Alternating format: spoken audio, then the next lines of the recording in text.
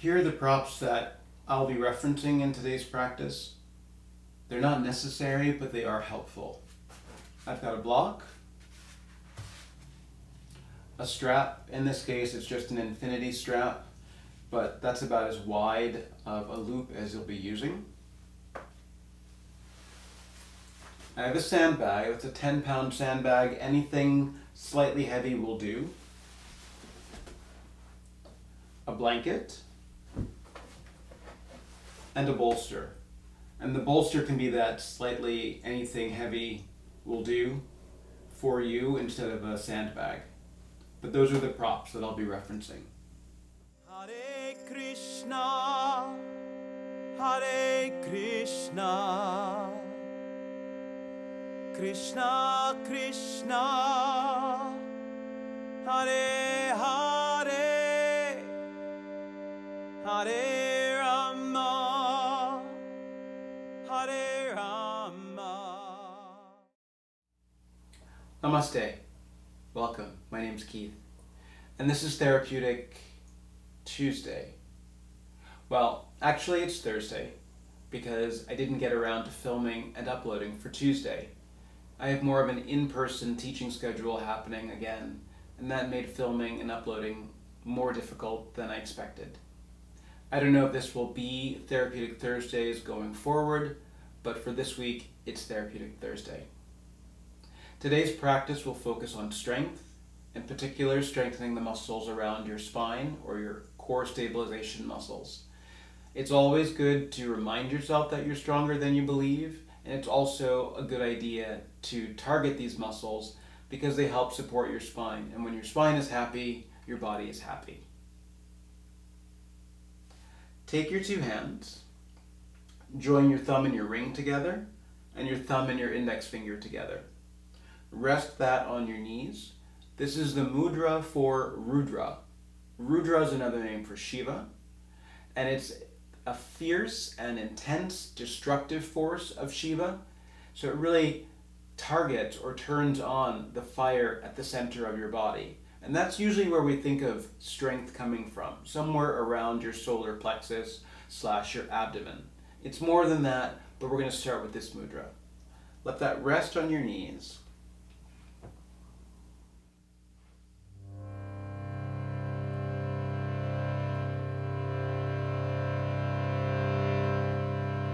Breathe in.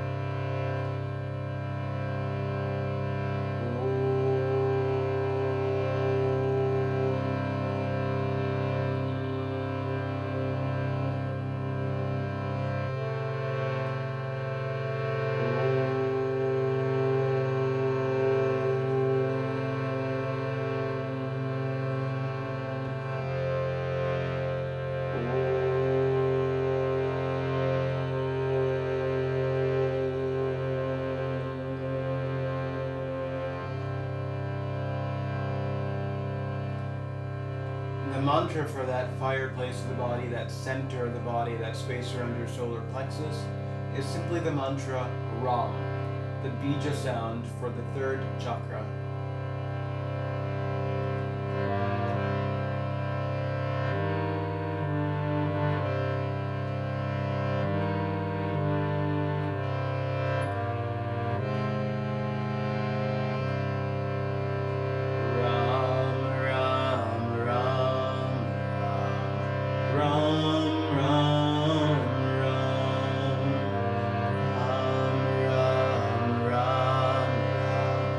Ram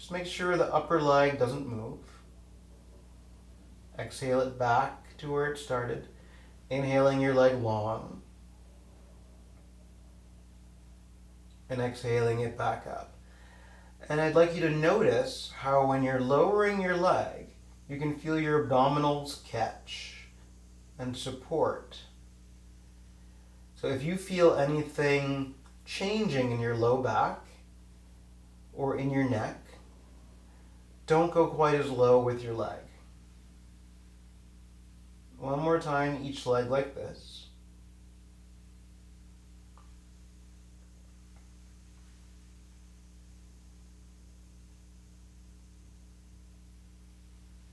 And then pause with both legs up. Bend your knees and set down your feet.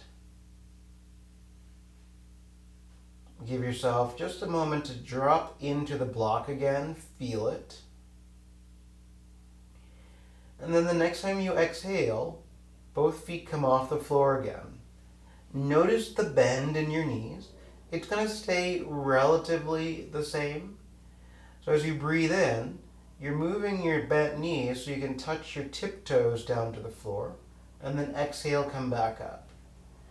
So again, making sure your neck, shoulders, low back all stay where they are. You breathe in and you lightly tap the floor with your toes, and then you exhale back to your starting position. Breathing in and breathing out. And you might be more aware of your abdominals here. Also pay attention to your legs, not opening up any wider as you go. You might, along the way, as you stretch out and touch the floor with your tiptoes, just touch a little bit further away. Not bending any deeper when you come back, but unbending a little bit as you reach. So then you'll feel more action around the front of your hip as well. So getting away from your abdominals a little bit and adding the action or the strength around your hip hinge.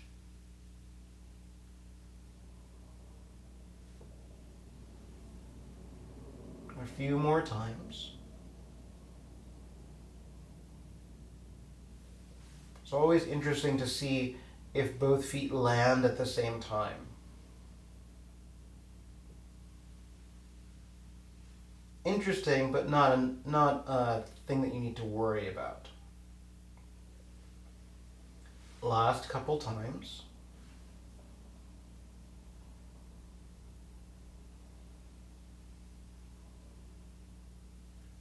One more.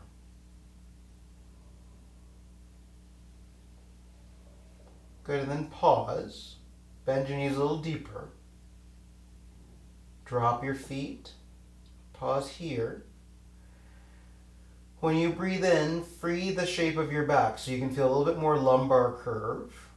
And then as you want to come off the block, drop your navel in, strengthen your low back, lift your hips, pull the block out from underneath, lower down for a moment. You can drop the block on top of your body. Rock yourself up to sit.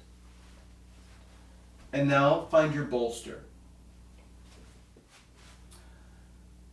As you add your bolster to the mat, just make sure it's laying down the center of your mat. Have your block handy, and then as you lie back, set yourself up so that your hips are right in front of the bolster, so that as you recline, the bolster fits into the natural curve of your low back, and your head is supported. Lift your hips. And the block should be on its middle height, thereabouts, underneath your pelvis. And it might feel higher than the last time, and that's natural, because you want to bring it up high enough that when you bring your hips onto the block and your knees over your hips, that you feel like you're not going to fall off of the block. So play around with exactly where that falls, so that you feel secure. And you can move a little side to side there. And then once you've got that, your knees are over your hips, your knees are at about a 90-degree angle, reach your arms up to the ceiling. It will feel like an all fours that got flipped over onto its back. but let your palms face in at each other. Use your breath in to move your left leg and your right arm away from each other. So there's still some softness in your knee joint and in your elbow joint. And then come back to the starting place. And then move your left arm and your right leg away from each other. Gently touch down with your toes and come back. Continue to move this way, aware of where your center is, noticing when you want to go left or right, hugging to your midline. And also notice that the arm and the leg that are not in motion might want to shift position to help the two that are in motion. And you don't have a hand to check right now, but your abdominals are doing a lot of the work, stabilizing you here. But you also might be aware of how your hip joint and how the muscles around your hip are also working to keep you stable here. Especially when you don't have the ability to wiggle left or right. So your pelvis isn't in motion, it's very static. A couple more times, each arm and leg.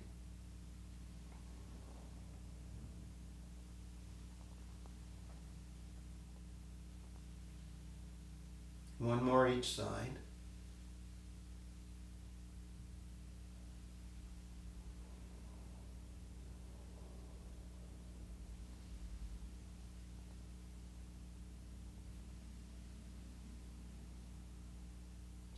Good, and then slowly release.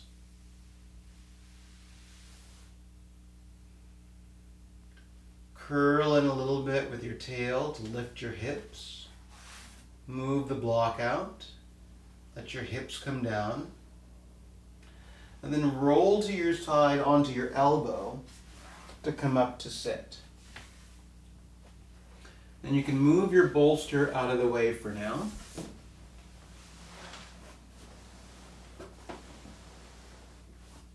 But keep your block and lie back down onto the floor. I'm going to take that same motion, but add to it. So when I come up initially, just with my right knee and my right elbow, I'm going to hold on to the block with my elbow and my knee. So I'm having to press just enough to keep that in place. And then I'll bring my left knee up and my left elbow up. And now rather than opposites, it'll be the same leg moving and the same arm on the same side of the body. Breathe in, and then I can have more length before pulling back in. Inhale, and coming back to the starting place, not any closer. Inhale, and you'll notice right away how the side with the block wants to try to figure out what to do. See if you can keep it where you started it. 3 more times.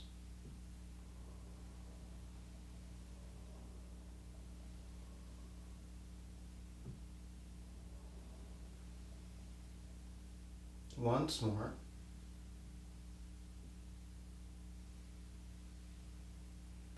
And then change sides. So now the block can be in between your left elbow and your left knee.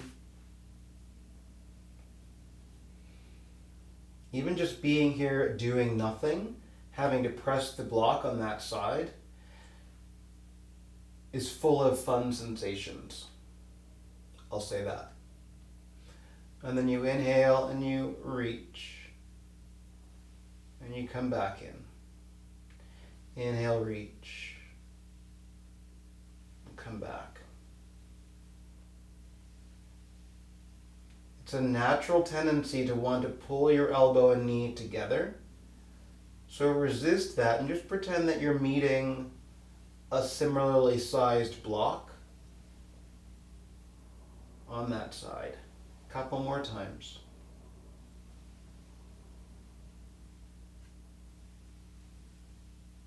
Once more.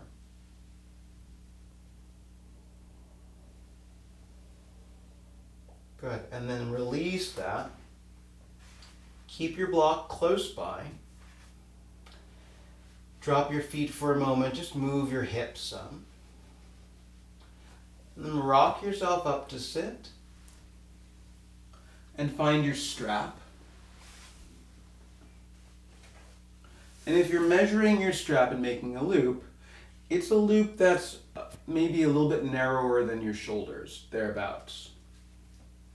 And you'll need your block and your strap as you lie back down onto the floor. So start by taking the block between your feet. So it should fit nicely into your arch space, the inner ankle, kind of right in that contour. And then put the strap around your wrists. And if you turn your palms up to the ceiling, so hands and feet up to the ceiling. And then begin to move your arms back in space until your arms frame your head. And it's almost to the ground, so I can actually touch the floor with the tip of my middle finger there. And then I'm going to move my block away from me, not toward the floor, but definitely at about 45-degree angle. And even though I've found the floor with the tip of my fingers, I'm not going to rest my hand there. I can kind of feel where it is. Ever so slightly, peel your low back up. It's like a millimeter, just so you're not flattening. Coming into this static, supine downward dog. And because I'm not touching the ground with my fingers, putting any weight there, but pressing out against the strap, pressing in against the block, I can feel the muscle action of downward facing dog, or at least the muscle action that downward facing dog should have when we're doing downward facing dog. You might be thinking, this is not what my downward facing dog feels like when I do downward facing dog. But it's important to say that downward dog is not a resting pose. It might be a still pose or a moment to stop in a vinyasa practice, but it's not resting.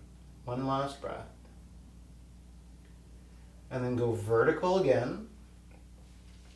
Take your hands out, grab the block, and then change it up now. So the strap can fit around your feet.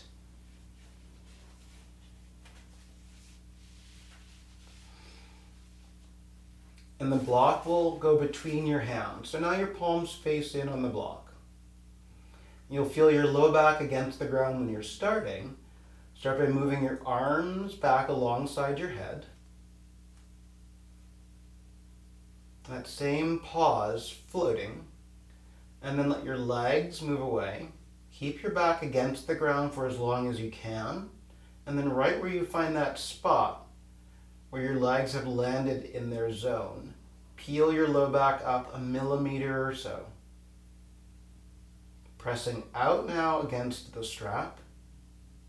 Pressing lightly in on the block. So it shouldn't be a grip. And you might feel some shaking and some baking. But you can still loosen up your ankles. Make sure your head and neck are easy. Last couple of breaths. And then return to your starting place. Soften. Move the block. Bend your knees. Take the strap out. Drop your feet for a moment. And then rock yourself up to sit. Find your blanket now. Just place the blanket onto your mat somewhere in the middle to act as some padding for your hip bones. And then set yourself up so you're down on your right hip. And your legs can reach out long. And your right arm is going to act as a pillow underneath your head. It's natural to want to roll back toward the buttocks a little bit. See if you can be right on the outer edge of your hip. And that's why the blanket's nice. Your toes stay together. You can tent your left fingers on the floor near the blanket. And then take a moment to breathe in. And when you exhale, lift both feet. And then lower them down. Exhale them up. Focusing on your bottom leg doing the lift. But you'll also feel how the left side of your waist comes to life to help this. Just 3 more times. Stabilizing with your left hand. Good, and then flip to your other hip.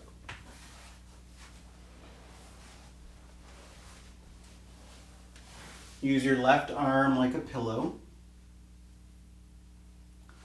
Stretch your legs, tent your fingers.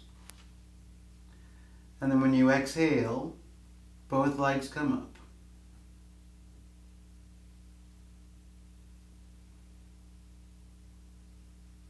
Try to keep the movement and the action smooth on the way up.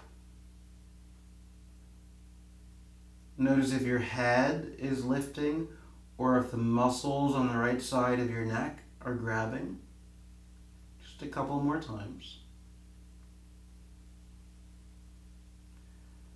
Good, and then flip around again onto your right hip. And it might be exactly the same here. It might be exactly the same kind of movement. Or your arm can set, so it's just a little bit more perpendicular to the mat. You can still use your left fingers to tent into the floor. Press into your right elbow, so you're already a little bit higher. And then pick up your feet from the floor there. When you exhale, press and shorten. Breathe in and lower a little bit. Exhale, inhale, exhale, inhale. Careful on flexing your feet.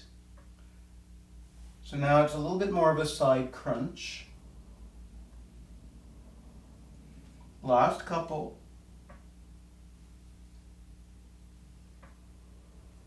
Good, and then flip around onto your left hip.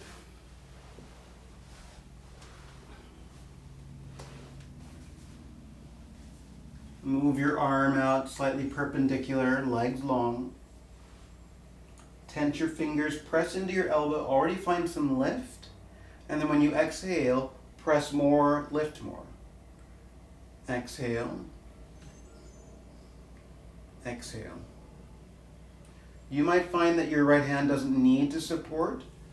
You can put your hand on your hip. A handful more of those.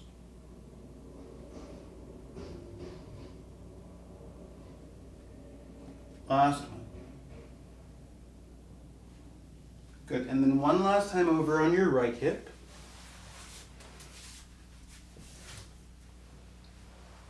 And you can, of course, do either one of those levels again. Or when you set up this time, your right arm comes down in the direction of the blanket. So both hands reach in the direction of your toes. And then from there, start by lifting your legs and try to lift your right shoulder off the mat. So you're reaching in the direction of your feet and shortening through your left waist. Lift your gaze a little bit, open up your chest, and then lower. And then to the other side.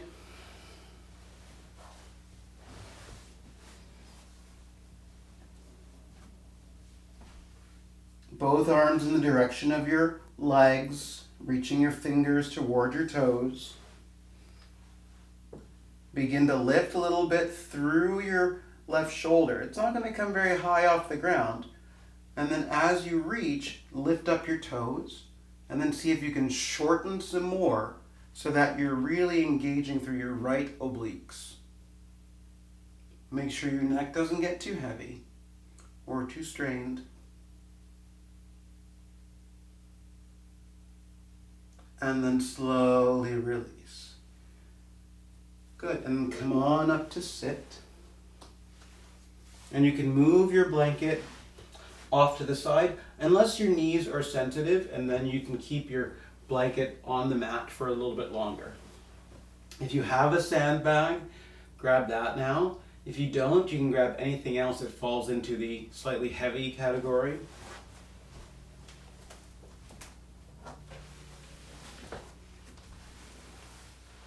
Sit back on your heels and take your sandbag or whatever else you're going to use and hug it to your sacrum, so that as you start to move to all fours, it's right across the back of your pelvis. Make sure the weight feels like it's in the middle. And then start on all fours. And even here, notice where your belly wants to sag, and see if you can just firm up a little bit at your middle. Narrow your hands a little bit. And when you move your arms and your legs here, like you did when you were on your back, it doesn't have to be very long with the joint. You're definitely not going to bring your arm all the way alongside your head or try to reach high or kick your leg up so far behind you that you squeeze into a glute squeeze. So when I move my right arm and my left leg, I'm just stretching them away from each other. Keep your gaze down as you do that. That makes it easier on your neck. Switching to the other side. What you're paying attention to is how your hip might want to drop as you extend, and watching out for that. Reaching, but that means I have to press equally into the hand and foot that are still on the ground.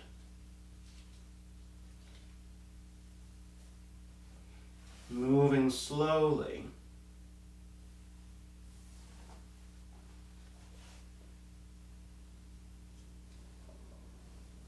Three more times.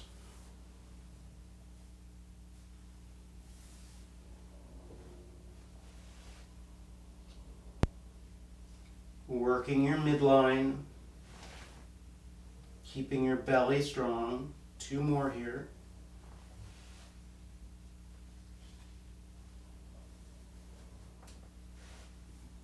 Really reach.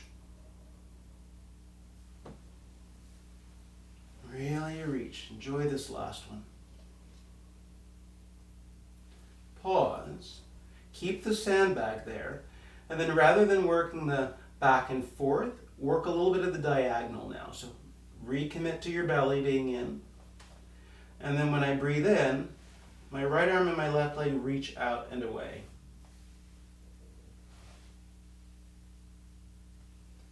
And you can do long joints, or you can do soft joints. So if I'm doing more of a soft joint, it really is almost like hitting a doorstop, especially with the hip joint. You're not going to be able to lift up your leg very high, so don't try to. If you're taking it longer, you can think about the corners of your mat and reaching across the corners. Just playing through the midline in a different way. Last couple in each direction.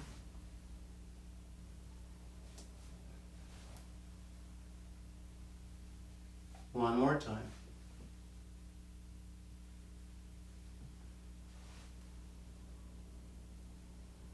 Good. And then especially if there's a sandbag, you can just move back and let it slide down. If you've got something bigger, you might have to take it off with your hands. And then move that out of the way. Come to lie down on your belly.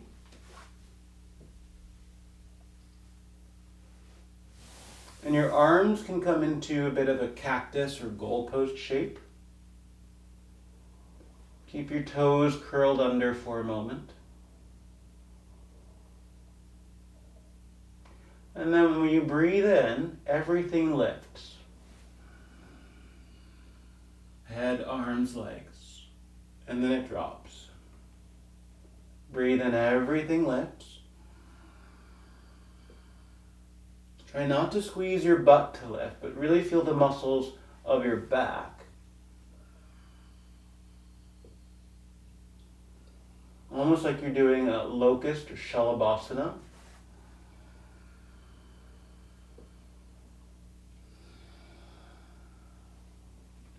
more time like that.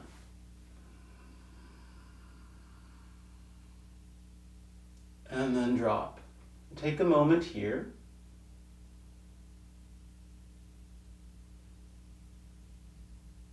And then bend your knees. Move your arms back in space. Begin to lift your ribs, lift your head, and then lift your thighs. And imagine that you're skydiving. Move a little bit side to side. And really allow your back muscles to hold you in place. So there's definitely some action in my glutes, but they're not doing the lift. They've come into this action just because I've lifted my thighs a little bit. Float here for 2 more breaths.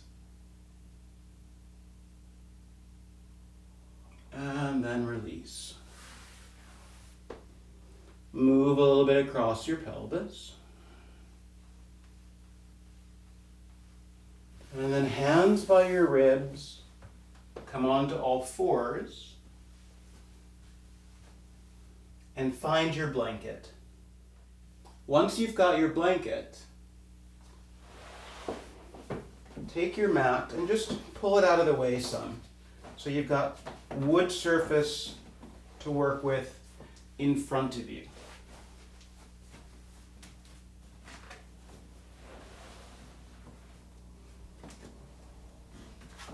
Keep your body on the mat so that you know that you're not going to slide around there. And your hands are going to come onto the blanket. Start on all fours. And think cat and cow for a moment. So if I inhale, I can soften my belly, and then exhale, round. So that's going to be a general idea of movement.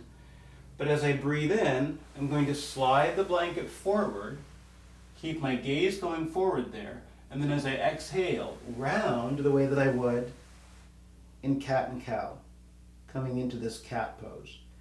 Breathe in, let the blanket slide out, and then pull it in, round, slide it out, slide it in. 2 more times there. Slide it in. Last one like that. And then pull it under yourself. Take a moment, sit back. So that can be the level that you do this at. Right? There's a couple more levels that we can move at, if you like. Start with your hands at same place. So now as I reach it forward, same slide, but notice my gaze drop down. So now I pull it back to all fours. Inhale, my gaze is down. It allows me to go a little bit further out. Press into my knees to pull it back in. Gazing down, slide it out, dig in with your legs, and pull it back. Last couple.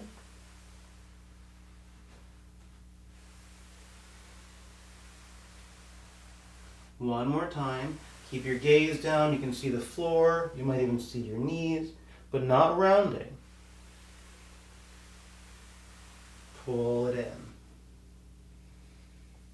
Good. Have a seat. Pause. So that's the second level. You can do it at that level again. Or, when you set it up, same pulling and pressing, but now I look forward.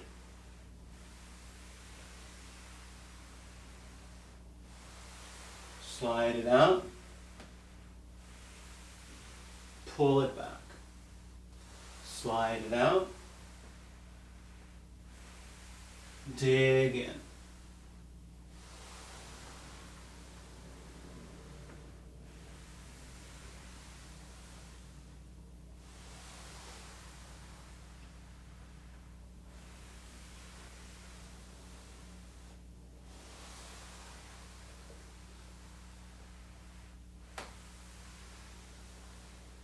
Good, and then have a seat. The different position of your head, whether you're gazing forward or gazing at the floor, means that you work a little bit differently in your body. You might feel that when you were gazing out, you were using your arms more, whereas when you're gazing at the floor, you use your legs more. So you use the one and you do the one that makes the most sense for you, where you need the work. Keep the floor exposed and come on up to stand.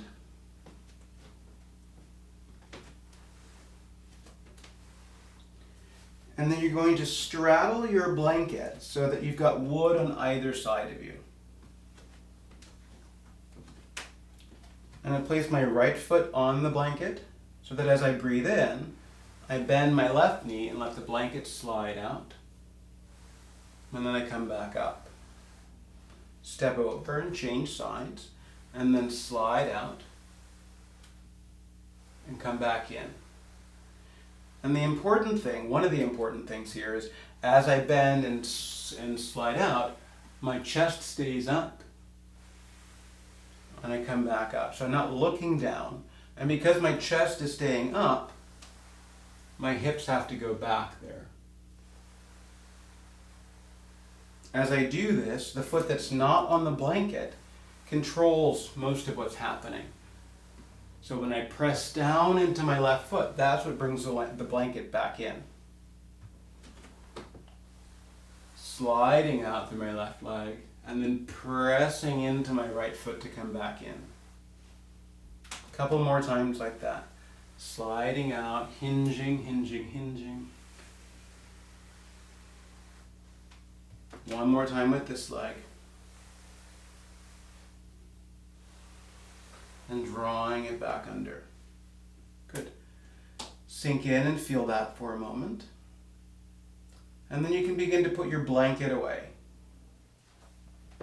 Once you've opened your mat back up and your blankets away, stand somewhere in your mat, natural stance between your feet, and hinge forward. Place your hands on your shins. So you're coming into an Ardha Uttanasana. You want to make sure that the weight is not all pressing backward to your heels, but you can shift it forward so there's an equal amount of weight to your heel and the ball of your foot. Find as much length as you can in your upper back. Keep your neck long. Use your left hand on the back of your calf. And then as you breathe in, extend your right arm alongside your head. Drop your right hand and then switch sides. Breathing in. And then exhaling. Inhale. Resist gripping your toes even though the weight's going there. And because you're touching the back of your leg, you can feel how much your calf muscles are working in this moment. But also know that because you're in this half fold, that you're working all the way through your legs, into your hips. And every time your arm comes up, you might be very aware of the muscles in your middle back working to support your spine.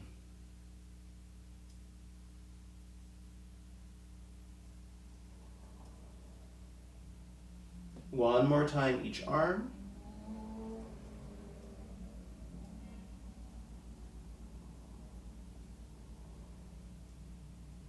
Good. Slowly ease yourself up. Let your spine balance out. And then come back down to sit on the floor, and you can find a bolster or find your sandbag. And then as you lie back on your back, whatever you're using is going to set up right across your shins. It's nice to have the sandbag there, right? Because it's a good amount of weight. Go for what you were doing before, your knees right over your hips. A little bit of space between your low back and the floor. And even just being here, whether it's a bolster or a sandbag, you can feel your abdominals and your hips working to stabilize everything. Let your arms drop free. And when you breathe in, Move your legs forward a couple inches and then pull them back. Forward and back. Small motion. When I go forward with my legs, there's a little unbend to the knee to keep the sandbag from falling.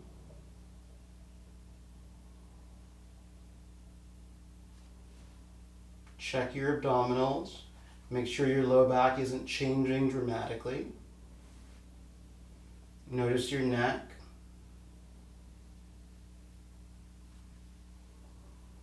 Just a few more.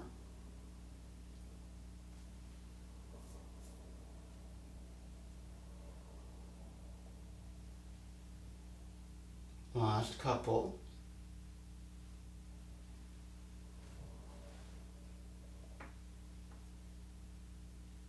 Good. Drop your feet. Hold on to the sandbag. Rock yourself up. Have the sandbag still there. Have your block handy.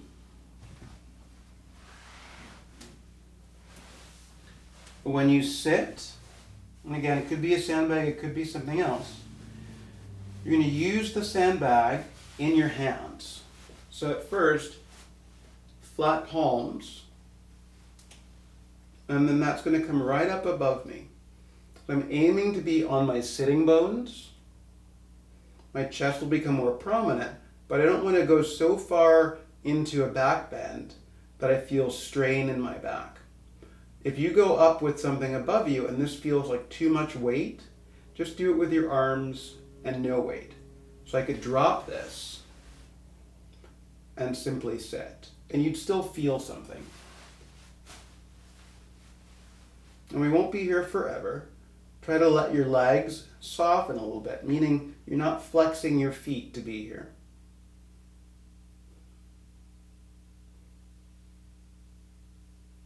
Still fully breathing, not tensing in your neck. Last 2 breaths. 1 more. And then soften.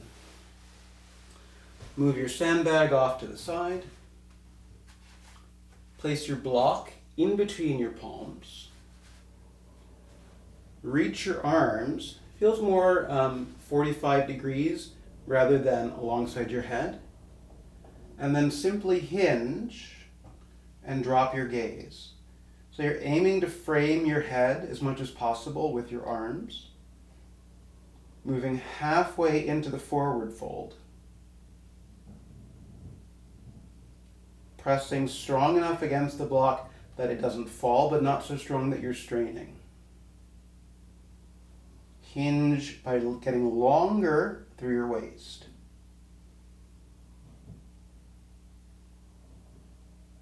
Last couple of breaths.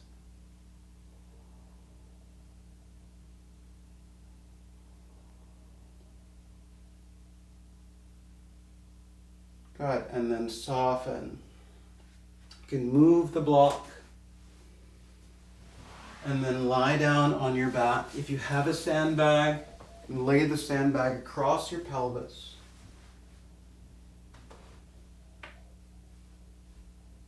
Let your whole body sink. Move where you need to move. Get heavy.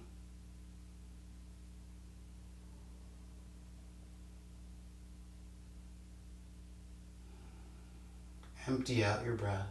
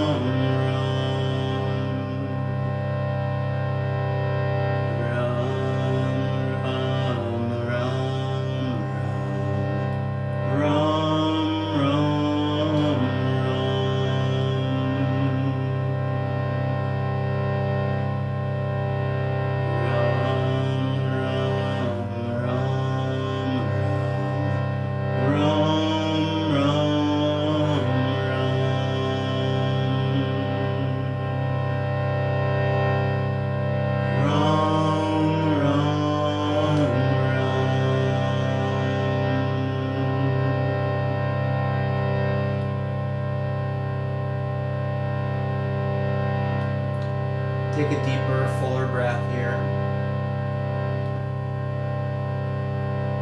Move your body around.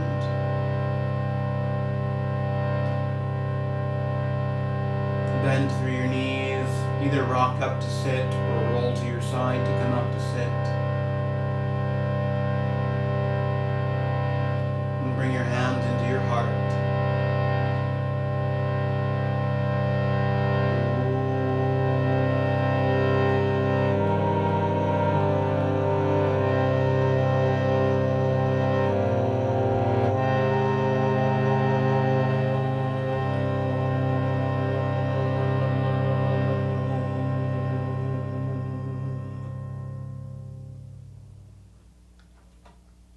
We are one life, we are one light, we are one love.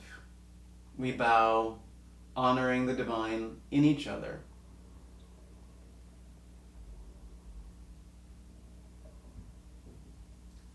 Peace be with you, blessings upon you. Thanks for tuning in. See you next time.